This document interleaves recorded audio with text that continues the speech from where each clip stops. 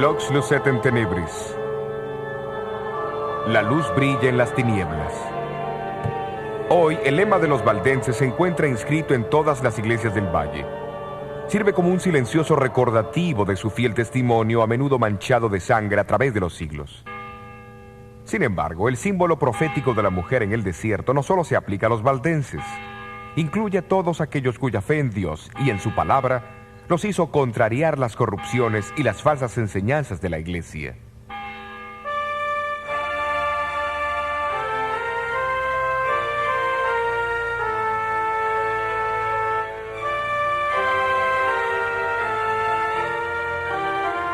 Un año antes que Lutero clavase su tesis en la puerta de la iglesia, la Reforma comenzó en Suiza con la predicación de Ulrico Zwinglio, quien habló contra la venta de indulgencias y otros abusos papales y enseñó que la salvación solo proviene de Cristo. Pero no fue de Lutero que aprendió estas cosas, fue por el estudio de las Escrituras. En los estados alemanes, Lutero se destacó entre todos los reformadores, pero en los distritos suizos muchos hombres piadosos fueron campeones de la fe. Muchos de los reformadores sobresalientes son recordados en este monumento de la Reforma en Ginebra. Guillermo Farel, llamado por algunos como el Lutero de la Suiza francesa. Juan Calvino y Teodoro Beza, sucesor y biógrafo de Calvino. Calvino nació en Francia y fue guiado a la fe de la Reforma por su primo, Pedro Olivetan, que más tarde fue quien tradujo la Biblia al francés para los valdenses. A la edad de los 25 años, Calvino fue a Basilea en Suiza. Allí completó y publicó lo que probablemente fue el volumen más influyente de la Reforma protestante, la institución de la religión cristiana. Su objetivo era presentar las grandes doctrinas cristianas como él creía que habían sido antes que fuesen corrompidas por la Iglesia de Roma. En 1536, Calvino fue nombrado pastor y profesor en Ginebra. La Catedral de San Pedro vino a ser su púlpito. Pero sus palabras no se limitaron a los confines de este edificio. Durante los últimos 25 años de su vida, Calvino procuró hacer de Ginebra un modelo práctico de una ciudad cristiana. Bajo su influencia, Ginebra llegó a ser un centro para la fe reformada en Europa.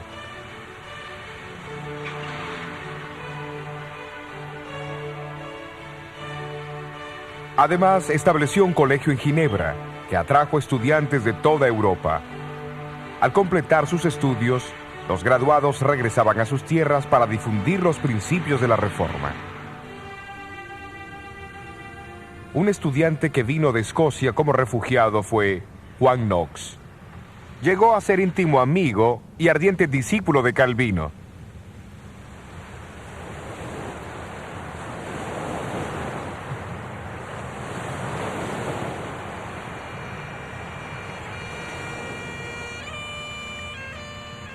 Como Pablo en el apedreamiento de Esteban, así Juan Knox sintió su llamado al observar el martirio del predicador escocés Jorge Wishart.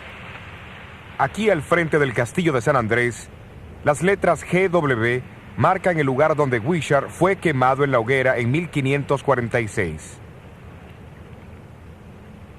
Más tarde Knox regresó a Escocia y vino aquí a San Andrés, centro eclesiástico de Escocia en el siglo XVI. Su catedral era una de las más grandes del cristianismo.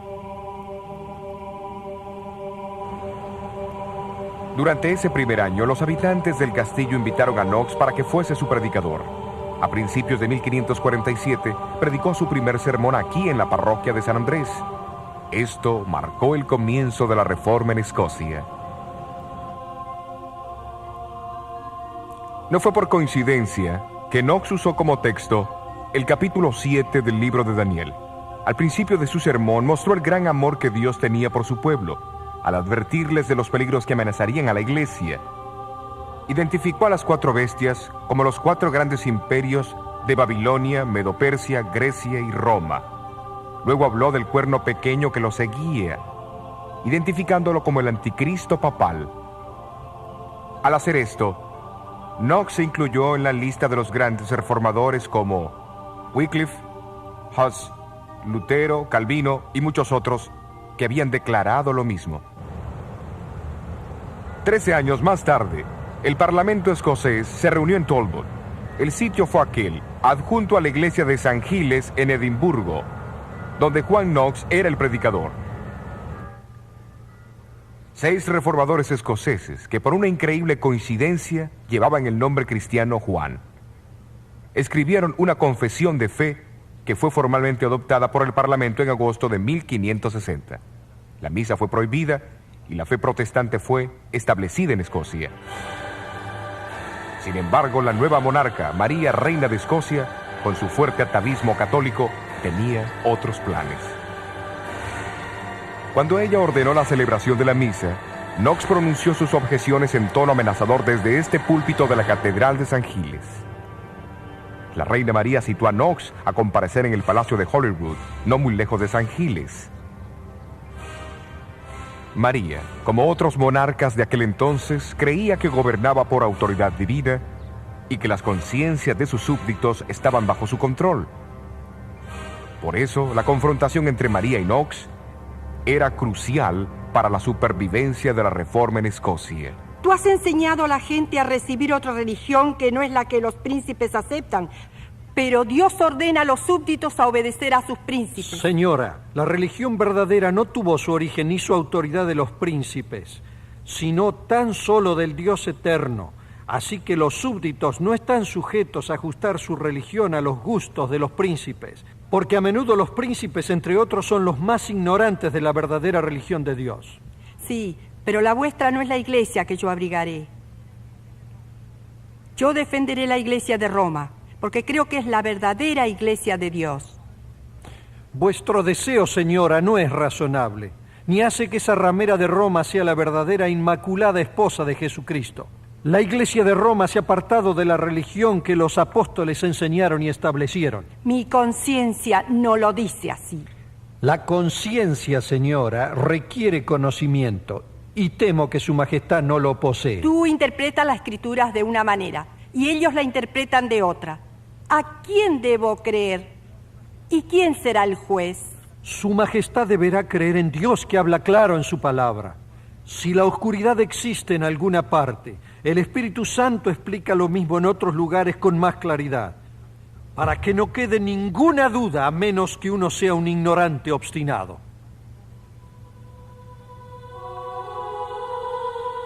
Ante Carlos V en Worms y de Knox ante la reina María en Holyrood, los momentos más dramáticos de la reforma fueron los de Lutero. En ambos casos, la victoria favoreció a los individuos que tenían una fe inconmovible en Dios y en la verdad de su causa.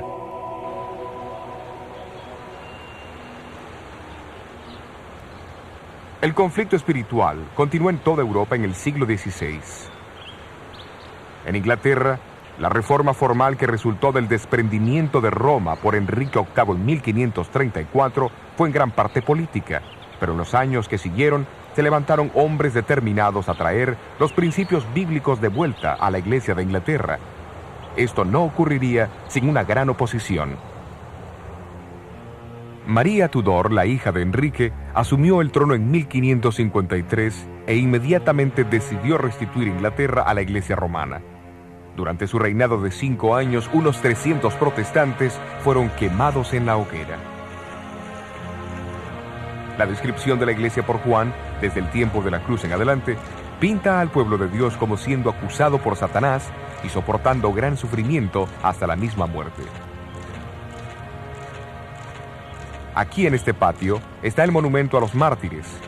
Registra más de 18,000 mártires de Jesucristo. Cerca de 100 de ellos fueron ejecutados en Edimburgo y la gran mayoría están sepultados aquí. Pero luego Juan añade las siguientes palabras de triunfo en Apocalipsis 12:11. Y ellos le han vencido por la sangre del Cordero y por la palabra de su testimonio, y no han amado sus vidas hasta la muerte. Hubo 3 hombres en Inglaterra, cuyo martirio puede representar a todos aquellos que no huyeron de la muerte durante los largos años de persecución.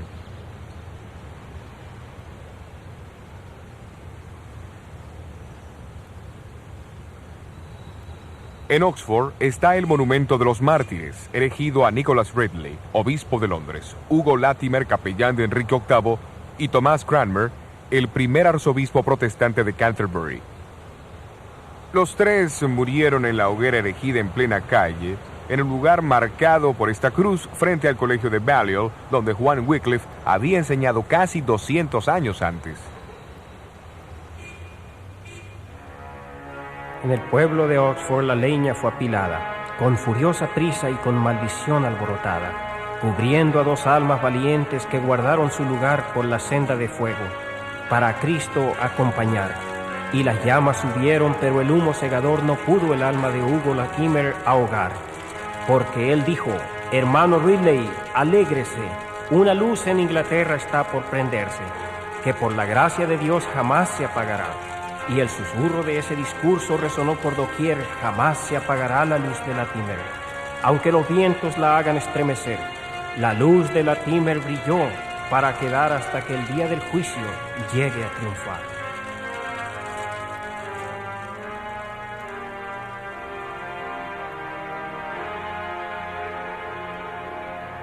Y así tuvo que ser. Al cabo de 3 años, María Tudor murió y la reina Isabel I ascendió al trono, despuntando el amanecer del siglo de oro en Inglaterra. Ella se propuso con tanta diligencia devolver Inglaterra a los caminos de su padre, que los poderes católicos de Europa comenzaron a planear su derrocamiento. Felipe II, hijo de Carlos V, organizó la fuerza invasora más grande que el mundo haya conocido, la Armada Invencible. A fines de julio de 1588, los observadores situados en las partes altas del puerto de Plymouth vieron por primera vez los 130 barcos que navegaban por el canal. Bajo el comando del caballero Francisco Drake, la flota inglesa confrontó al enemigo, aunque inferior en número y armamento.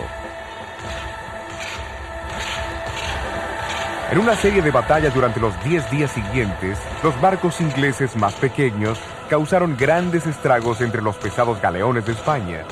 Tratando desesperadamente de zafarse de los ataques ingleses, la desorganizada armada se dirigió hacia el mar, solo para encontrarse con una de las peores tormentas marítimas de la historia.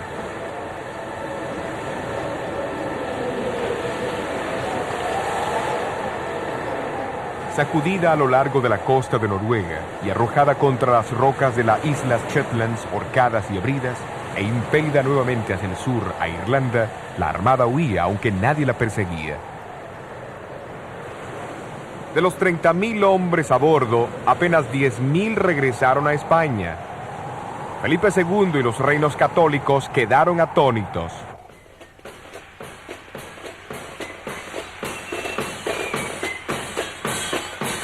Pero los estados protestantes se reunieron en un coro de acción de gracias. Por orden de la reina Isabel, el 29 de noviembre fue un día dedicado a rendir gracias a Dios.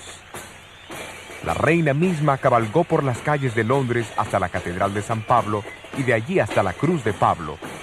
Después del sermón, les habló a sus súbditos, exhortándolos a que se unieran a ella para alabar al Dios que había dispersado a sus enemigos y protegido su dominio.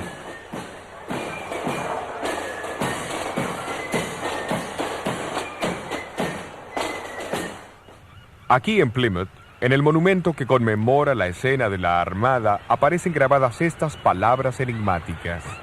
Él sopló con sus vientos y ellos fueron dispersos. La partida del Mayflower en 1620 desde Plymouth, Inglaterra, con tantas personas a bordo, fue muy diferente de los eventos de 1588, cuando la Armada española navegaba por ese lugar. Esto también está relacionado con la saga de la mujer vestida de sol. Durante el último período del trono de la reina Isabel, la población se dividió entre aquellos que permanecieron leales a la Iglesia oficial de Inglaterra y aquellos que deseaban que la reforma de la Iglesia continuase basada en la autoridad de las Escrituras. Conocidos como puritanos y separatistas, estos no conformistas fueron finalmente perseguidos por sus creencias y muchos de ellos emigraron hacia Holanda. Entre estos estaban los primeros peregrinos, que navegaron a bordo del Mayflower desde Holanda por el puerto de Plymouth, con destino al Nuevo Mundo.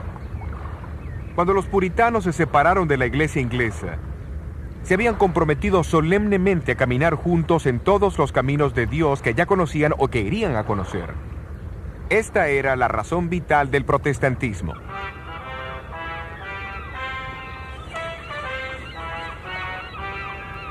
Antes que ellos embarcaran desde Holanda en 1620, su pastor Juan Robinson dio su sermón de despedida.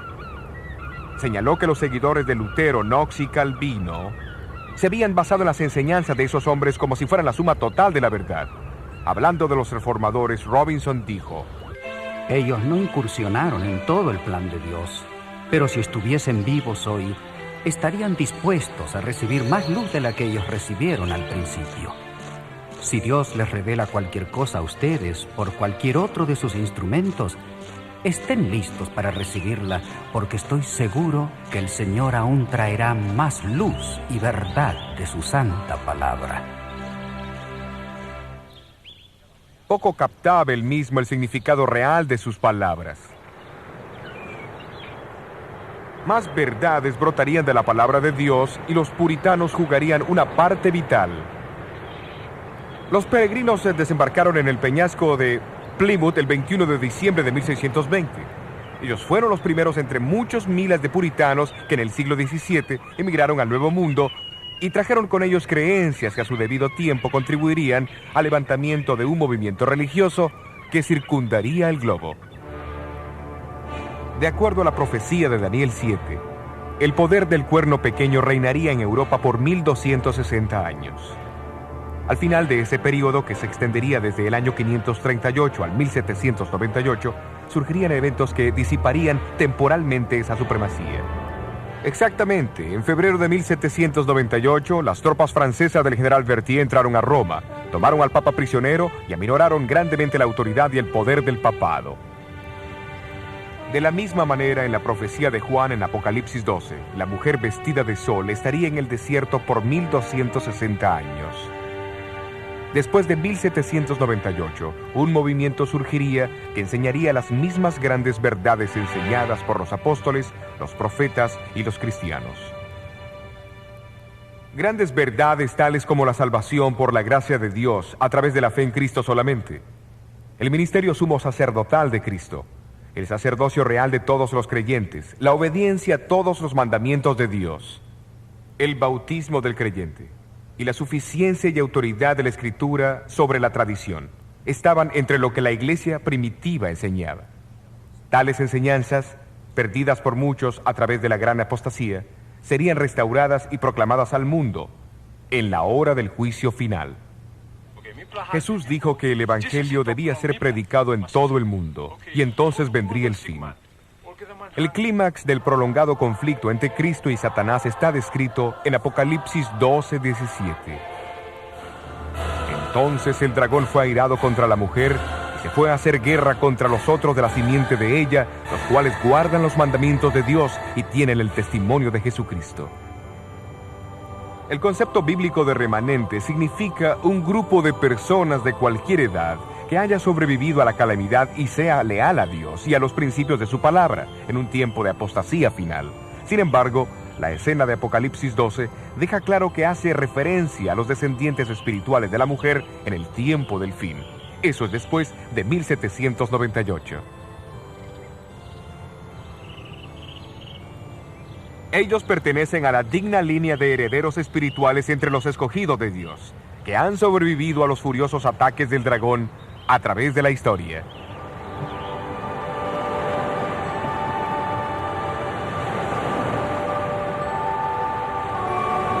Entonces, la obra de la Reforma no termina con Lutero, con Knox, con los puritanos o con los primeros peregrinos que embarcaron hacia el Nuevo Mundo. Es un proceso que marcha hacia adelante y su próxima fase nos señala hacia los comienzos del siglo XIX en América y el surgimiento de un movimiento profético que rápidamente capturó la atención de muchos alrededor del mundo.